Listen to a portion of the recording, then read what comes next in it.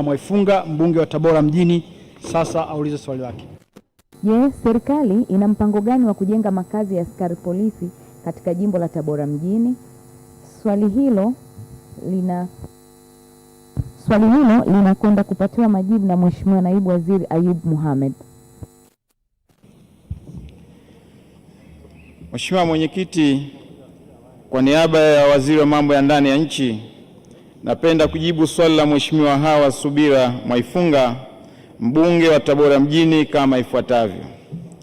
Mheshimiwa Mwenyekiti, polisi wilaya ya Tabora mjini ina maeneo mawili yaliyotengwa na serikali kwa ajili ya kujenga nyumba za makazi ya askari polisi katika kata ya Itonjada lenye ukubwa wa mita za mraba 85,495 na kata ya Ndevelwa yenye ukubwa wa mita za mraba 24,276. Kinachosubiriwa ni kupatiwa hati za umiliki wa maeneo hayo kutoka Halmashauri ya Manispaa ya Tabora ili serikali iweze kutenga fedha kupitia bajeti yake kwa ajili ya ujenzi wa nyumba za makazi ya askari polisi. Mheshimiwa Mwenyekiti, naomba kuwasilisha. Mheshimiwa Hawa Mwaifunga, swali la nyongeza. Ni kushukuru sana Mheshimiwa Naibu Waziri kwa majibu mazuri ambayo umenipa, lakini Mheshimiwa Mwenyekiti, nina maswali mawili ya nyongeza. Mheshimiwa Mwenyekiti, jimbo la Tabora mjini lina nyumba za askari, lakini nyumba hizo hazina hadhi ya kuishi watu kwenye eneo hilo.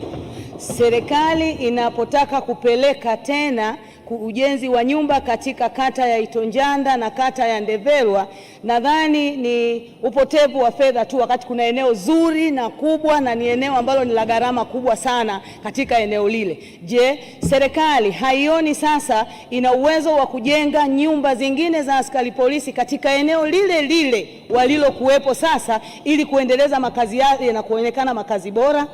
Swali langu la pili, Mheshimiwa Mwenyekiti, serikali badala ya kusubiri mpate hati katika maeneo hayo mawili ambapo inaweza ikachukua muda mrefu na kufanya askari hawa waendelee kuishi kwenye mazingira duni, kwa nini maeneo hayo yasifanye shughuli nyingine za kiserikali? Kwa sababu tayari askari wetu wa Tabora wana eneo rafiki kwa ajili ya ujenzi wa nyumba za polisi Tabora mjini.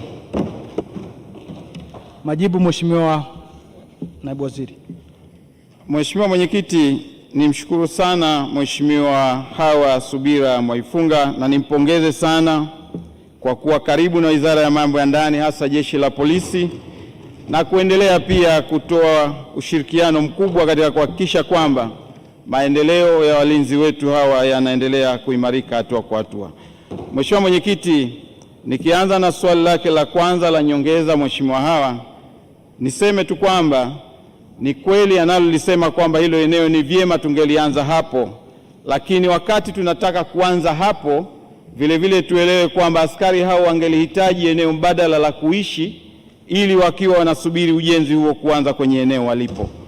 Na kama nilivyoeleza jana katika maelezo yangu ya jumla kwamba serikali inaendelea na mkakati wa kuboresha jeshi letu la polisi katika nyanja tofauti ikiwemo makazi, vituo katika ngazi mbalimbali.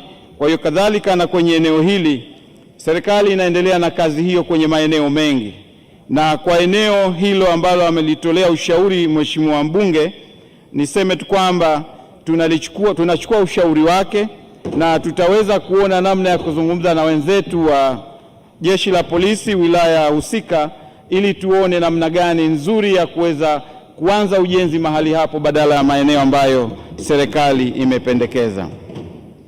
Lakini jibu la pili la kwamba je, hatuoni umuhimu wa maeneo yale kuyapatia sekta nyingine kwa ajili ya kutumika kwa shughuli nyingine za kiserikali. Mheshimiwa Mwenyekiti, nilieleza pia jana kwenye maelezo yangu ya jumla kwamba kadri ya hali ya uchumi unavyokuwa ndio vile vile uhitaji wa kuimarisha ulinzi kwenye maeneo hayo unavyohitajika.